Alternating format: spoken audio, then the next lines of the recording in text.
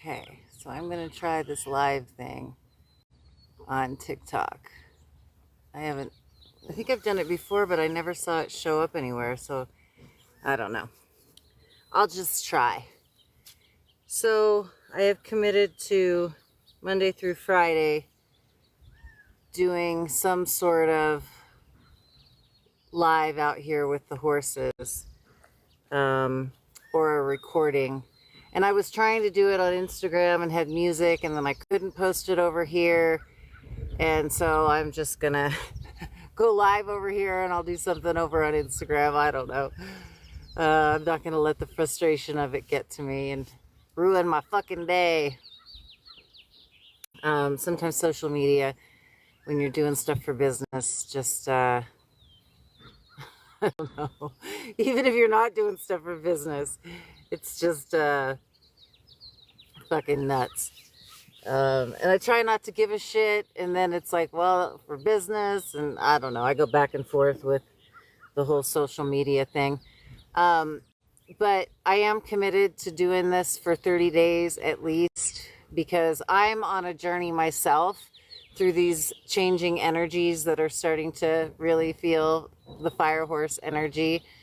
And it's important for me to stay in my true north and centered. I mean, that's what I talk about with my clients. That's what I really focus on here with really a lot of the work that I do is connecting to that inner GPS that knows, and that it just knows. And when you connect to it, no matter what's going on outside in the world, you don't get thrown off your course. And that's one thing with horses. They're looking for leadership.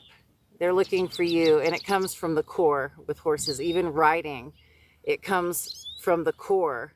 You know, when I ride any of the horses, it's pressure with the legs. Reins are kind of just a suggestion. It is core strength, because we're connected through our hearts.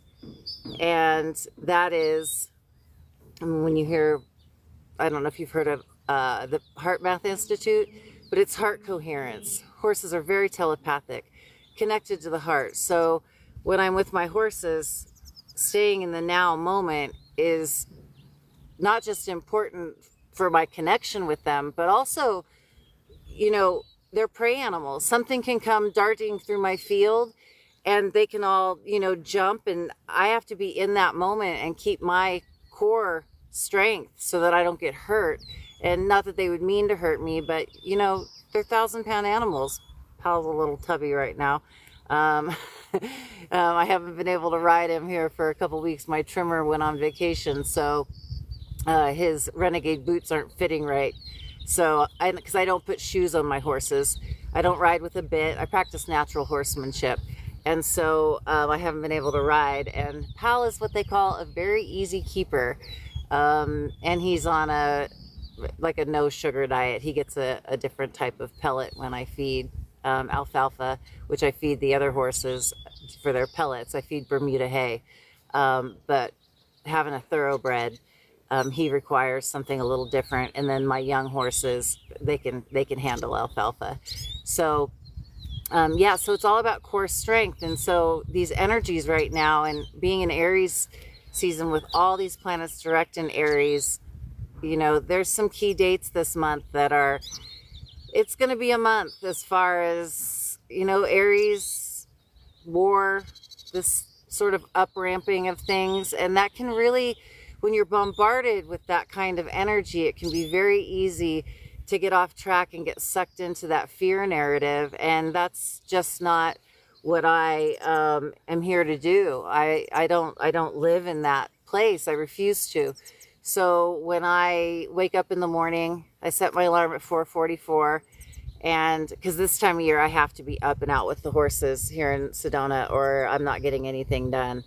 It's just, we're already having very warm weather, and so it's not fun for the horses. It's not fun for me. So I have to be out here very early working with them. And I start my day literally by saying, I am only open to my highest, most optimal timeline. I am open to all the magic and miracles of the day. And I am a sovereign human being, and I do not consent to anything that is coming at me with fear or any agenda to take me off that track. I do not consent, mind, body, soul, and spirit. I'm a sovereign human being. And why that's important is because regardless of whether you've gone down rabbit holes and, conspiracies and all that, I'm a 5/1 in human design. I love a rabbit hole, been down them. Stuff that's happening now, I was talking about 25 years ago on my radio show in LA. I kept getting in trouble. So I am all for truth. And now the one thing is, not living in a rabbit hole. And observing, not absorbing. So I've been doing this work as far as looking at the chessboard for quite some time. And while I recognize, if I stick my hand in fire, I'm still going to burn. I'm still on the 3D, even though, I can very much travel dimensions and this sort of thing. I am still on Earth, and I'm not trying to escape to another dimension or get off the planet, or to me that's not what ascension is.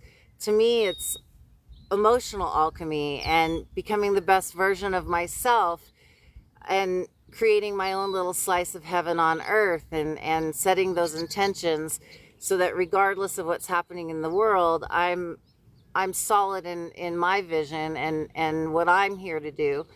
And that is to help humans move through sacral chakra trauma, which I believe, thanks pal, which is really, I believe if you look back through history, it's the core of war. It's always been here and it never goes away. When one supposedly stops, it just goes underground, and then it rears its head again. And so when you start to look at dark and light and these sort of things, to hold both, because both are true. And so observing and not absorbing, and not having a visceral, when I did my radio show in LA, I used to have a visceral reaction to politics. I just wanted to fight and change it, and they're very noble causes, and I'm glad that I did it. But what I learned from that experience was that, especially working with energy, when you fight it, you just get it back. So it's not really accomplishing anything. So when I left LA and I came here to Sedona, I really, true to my 5/1, my heretic investigator personality, I said, I'll just build something alongside of that which is already collapsing, because what's happening now is not like the writing's been on the wall for a very long time. And, I have pretty strong opinions about the programming from religion and government. And it's just not my jam. And I'm a nature girl. And that's why it always makes me laugh when I hear words like a witch being used as if it's some sort of fucking derogatory statement. I take it, I love it. I earth, wind, fire, water, northeast, southwest. I'm a nature girl. And that's where I don't need an intermediary between me and God, universe. The names all work for me. I get it out here sitting with my horses under a tree, and I'm good with that. And so, do I like working with new moon, full moon? I do a daily ritual when I wake up, before I get out of bed, thank you for this day.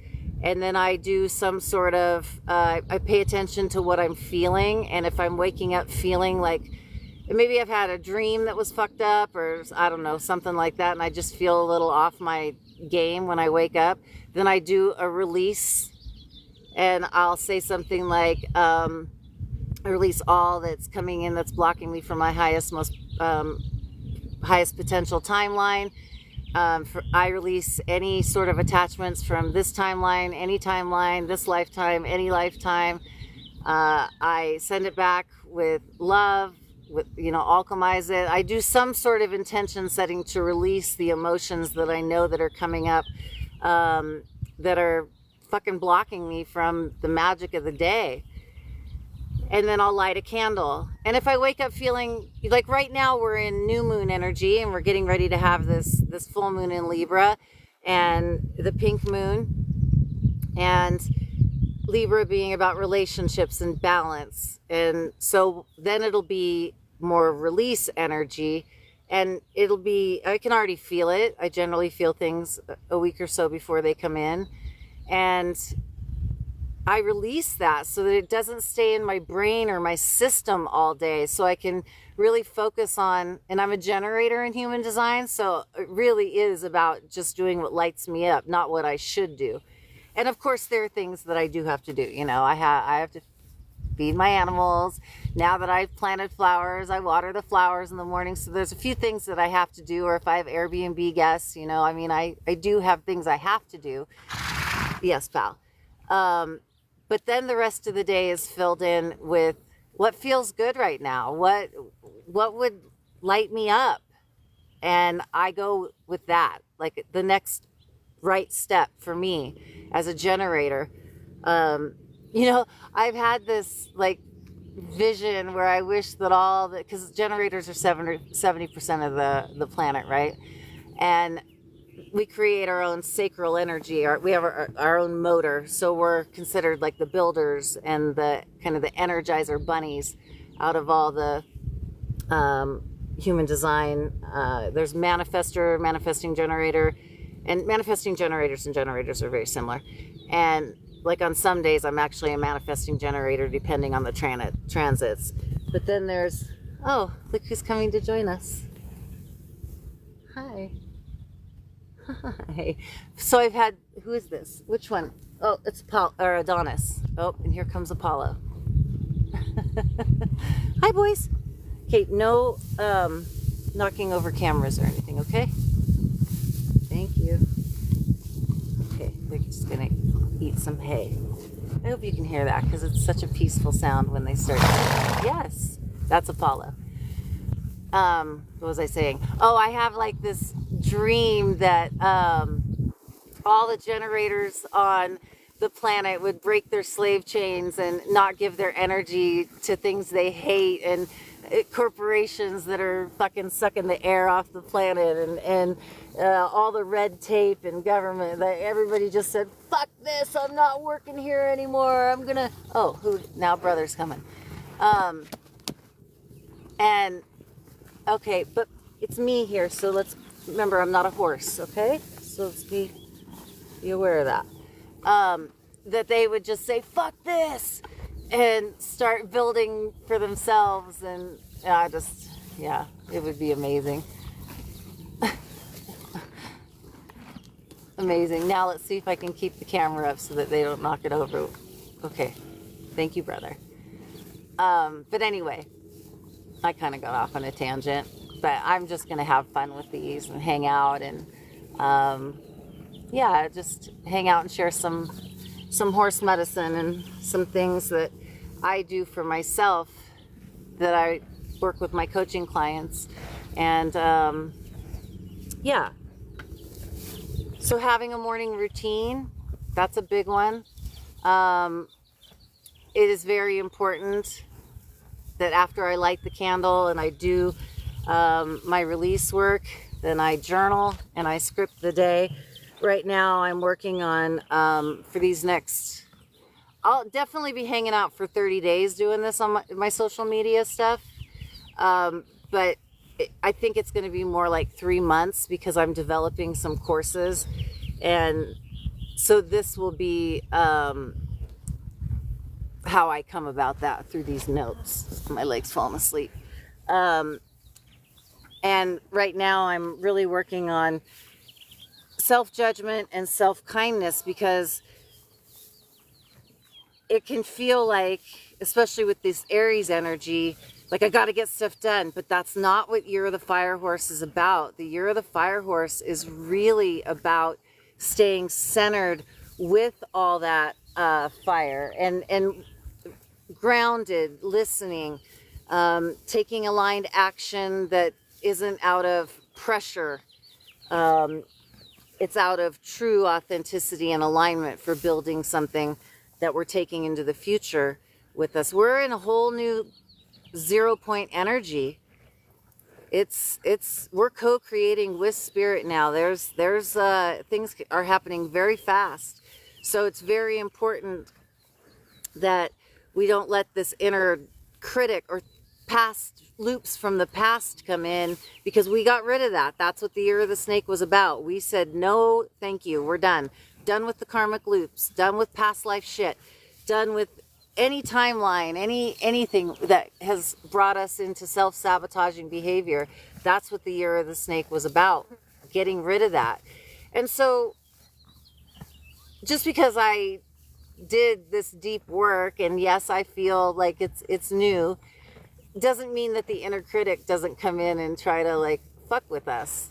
And I'm very aware of my inner critic, so I'm really paying attention to when that comes in and saying, no, we are done.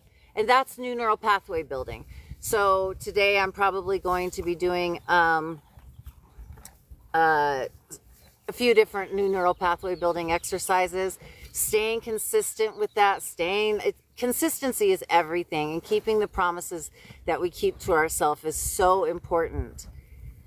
So one little promise a day can change everything. So like, I didn't necessarily feel like I wanted to come out and do a live today, or however I'm doing this on different social medias, just touching base, but I made a commitment. And I also made a commitment to the gym, and, you know, at least 4 days a week back in the gym, because over the holidays, I have a pretty disciplined diet. After I stopped drinking and processed sugar, and I'm not medicated for ADHD. Tried that back in my 30s, and it just wasn't for me. So I had to really, going through my divorce, I had to really because now there was nobody to blame. He was gone. It was only my fucking side of the street that was left to look at, which sucks sometimes, because it was real easy to blame him, right? And with some good reason. I mean, a lot of good reason in my opinion, but it was two sides of the street, so I don't want to go too deep into that. But there was nobody to blame anymore, so I had to really take ownership of emotional regulation. And I thought I was good at boundary setting. Turns out I wasn't. I wasn't good at boundary setting at all. So I had to really acknowledge that if I wanted to make emotional regulation and take radical responsibility for my emotional well-being, that I had to stop sugar, stop drinking, and really deal with the inner child and the shadow. And I know that's kind of become cliche, like the word narcissist and all these words. I get it, you know. Okay, let's remember that. Nope. No, let's not do that. Oh, hey, no, let's not do that. Okay. Okay, stop. Oh. Okay, let's see. I think we're still on. Apollo? No. Okay, so we'll go over here until Apollo decides to. Okay. No. Nope.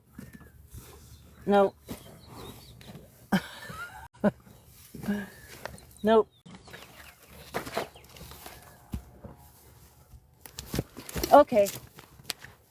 All right. Okay. I think we're good. Thank you, brother. Yes, brother saved the day again. Okay. I don't even remember what the fuck I was saying. But horses always keep you on your toes. Okay, like that. Okay. Kindness, inner critic. So just becoming the inner child. I was talking about the inner child work. So I had to really, and with CPTSD, a lot of memories aren't there, but I was still holding it in my body, which is why in my marriage, things, and that's the one thing about marriages and intimate relationships, is they bring up a lot of all of that stuff, which is the silver lining once you're through it. And I definitely, there's a silver lining.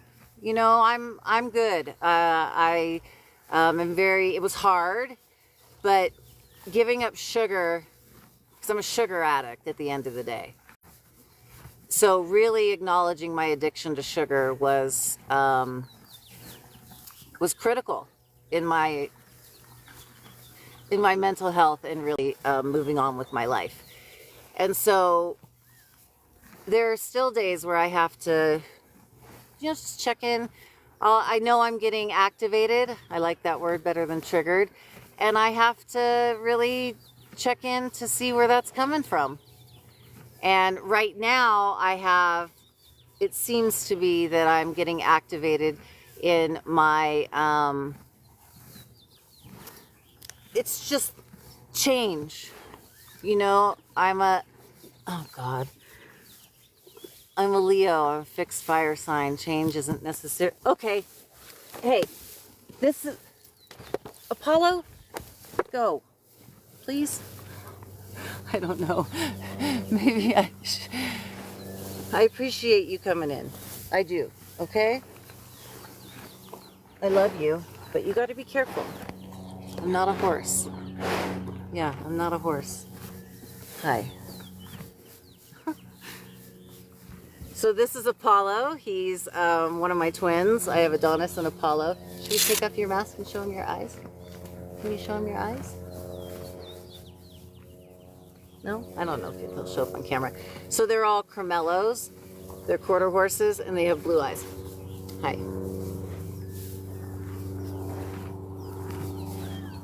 So when horses blow their nose to yours, that's how they talk to herd members. Yes, thank you, buddy.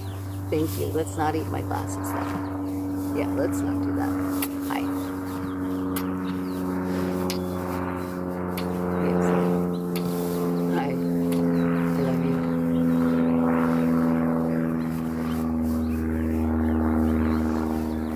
I don't want to ever miss moments like that where we get to go nose to nose. So that's a way to regulate the nervous system, is just to be out here with them, and I am blessed that I get to do that, and that's the work that I get to share in my retreats and share with my clients, is the incredible healing ability of horses and regulation. But there's also, kind of back to what I was saying, I know I got a little bit scattered there, but that I'm responsible for my emotions. I take a radical self-responsibility for my side of the street in any no, those are the horse cards I'm gonna pull. Let's not do that. Let's not do that. Thank you. Yes, hi. Hi. Hi. And so right now, with all this changing energy, just really important that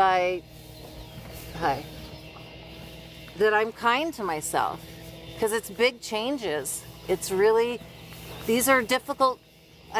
Yeah, it's a lot. I mean, it's change. It's big change. Everything on all the systems, all the structures. What's going to happen? What are we going to do? War. All these things they're meant to come in and bring up fear. But that's where, and right now all the nodes for everyone in the planet are North Node in Pisces, South Node in Virgo, which South Node in Virgo is about letting go of control and perfectionism. And I just these are my nodes. I'm in my nodal return. So my North Node is Pisces, third house. So, and I've always, whether it's a radio show or acting or did stand-up comedy, I've done really since about 28. I recognize where my North Node was in Pisces, so I've always known that it's communication. But my Chiron wounding is in Aries, third house, so it's always kind of been like gas brakes, gas brake, gas brakes.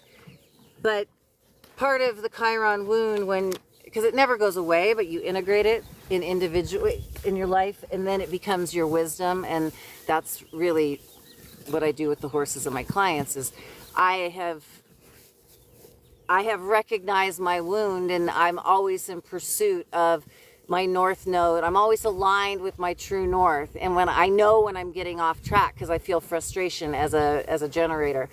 So I recognize that. So every day I show up, and if I feel like I'm frustrated or out of alignment, I ask the questions and listen to the inner critic if I need to deal with that, and then I get back into alignment. So it's a commitment to living your best life. It's a lifestyle.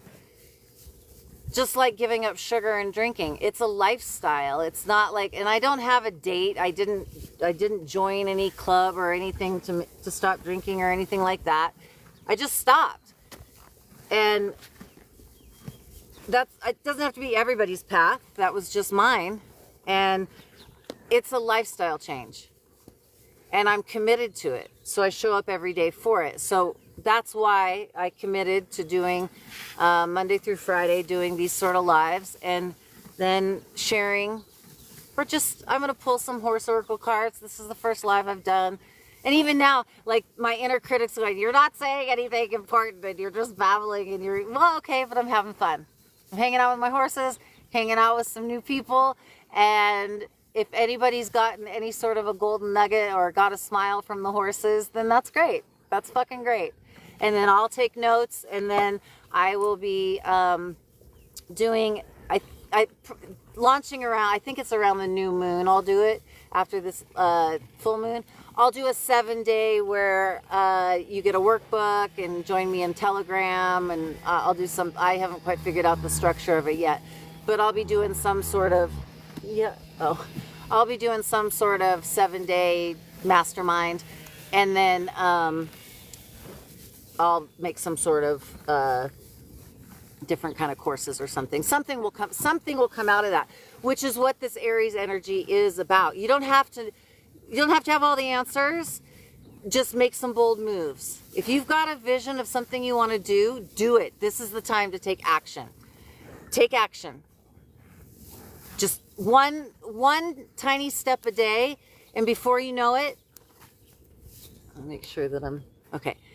One tiny step a day, and before you know it, you're making some stride. Just keep the commitment to yourself. If it's something that is, like with me, it's like, okay, the gym 4 days a week. Okay, showing up with this five days a week.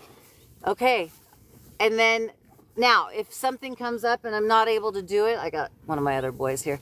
Then watch the inner critic, and progress, not perfection. So that is the container that I've set for myself, but I'm also having to honor my word and being compassionate with myself. Stuff can come up. Life be lifing. Okay. I've probably babbled enough for today. Yeah? Okay. Oh, thank you. Thank you. I love you. Okay, so I did bring out my horse oracle decks, and I'm going to pull one from each deck. Hi. You want to pull? You want to point? Here. You want to do it? Hey, you want to do it? Which one?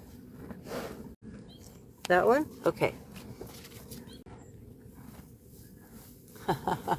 And you breathed on it. That's so much fun.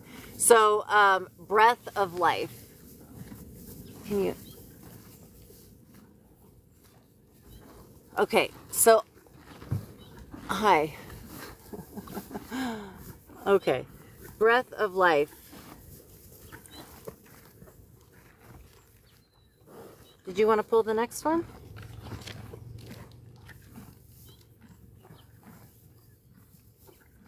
Did you want to pull the next one? Hi. You seem very... Hi. Adonis and Apollo. They're my twins. I rescued them when they were 8 months old out of a kill pen. Oh, it's inspiration. And the breeder didn't want to find them a forever home. Hi. So she sold them by the pound into the pipeline. Anyway, that's a whole nother story, but they're wonderful. They're going to be 5 on April 26th. I can't believe it. I got them when they were 8 months old. They were still stallions. Okay, I better not sit like that because if he moves, he's going to be right on my ankle. And that's the thing, like they're prey animals, like I was saying, so they could jump and kind of jig and jog. Is that what I want to say? Anyway, so always kind of be aware of my surroundings with them. What do you want to, you want a journal? Do you want a journal? So in spiritus, breath of life, mind-blowing, say it again, Kim. Reciprocity and rapport, infused with inspiration. Message for humankind: do not take your breath for granted. How you breathe influences how alive you truly are. Message for horsekind: with every inhale you breathe, the spirit of every horse who has ever been. With every inhale you breathe in the spirit of every horse who has ever been. Allow this to inspire you. I like that. That feels fun, doesn't it? And then it does have a story that's a little longer than probably. But if you actually want it to see what the book and everything says, you can just DM me and I'll send it to you in a private message, okay? And then, okay, let's do this deck.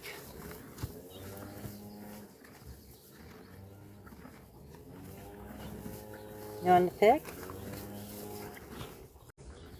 You want to pick? That one? Okay.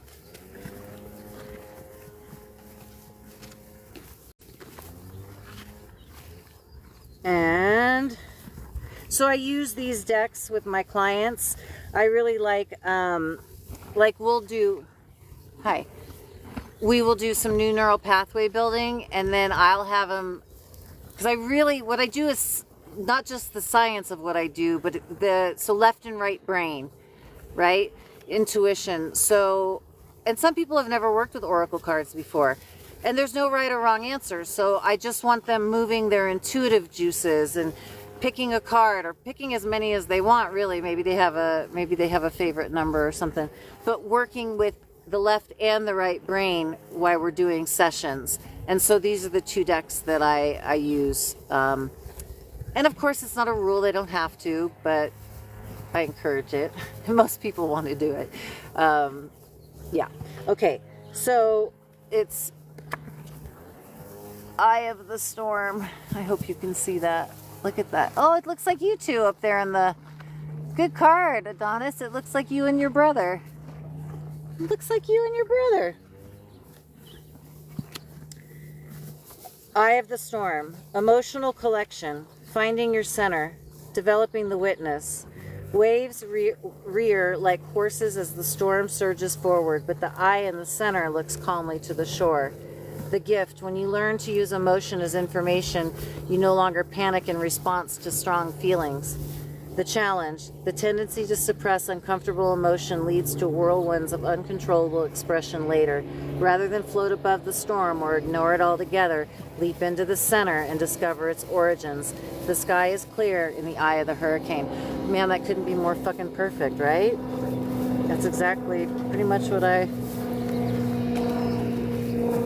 yeah, staying true north, no matter what's going on around us, and using those strong emotions to guide us, not overwhelm us, and observing, not absorbing. Yeah, pretty on point. Well, thanks for hanging out with me, and anybody that is seeing my face for the first time, I'm Kimberly Brighton. And I am the forever caretaker of 4 magical horses: Adonis, Apollo, Paladin, and Brother. And this is Apollo, and this is Adonis. Should we take off your mask so they can see? So because of their blue eyes, oh, hi. They wear these masks that are, they're like sunglasses. They're UV protected. And Paladin still has the nose guard on, but these guys tear everything apart, so usually they have a nose piece on them to protect, because they, being Carmelos, they do have pretty sensitive, very sensitive eyes, and I like to keep their muzzles protected as well. So yeah, I am here at Sedona Horse Medicine. You can pretty much find me on all the socials and my website. And I do private fire horse retreats this year, and we design them together. So I utilize astrology, human design, new neural pathway building, somatic exercises, sometimes bring out the massage table and do a sound bath, energy clearing. I have some fun connections in town too with beautiful healers that we can do different types of ceremonies. I'm a big fan of personalized ritual. And you have your own personal language with spirit, so utilizing we design those things together. And, okay, no, let's not do that. Back up, I'm almost done, Apollo, I'm almost done. Let's not do that. We almost made it through without losing the camera. So yeah, if you're interested in anything like that, you can contact me on my socials. But other than that, I will be seeing you here over the next 30 days, Monday through Friday. And I hope you join me again. Thank you. You guys have a wonderful day. I wish for you all that you wish for yourself. I think this is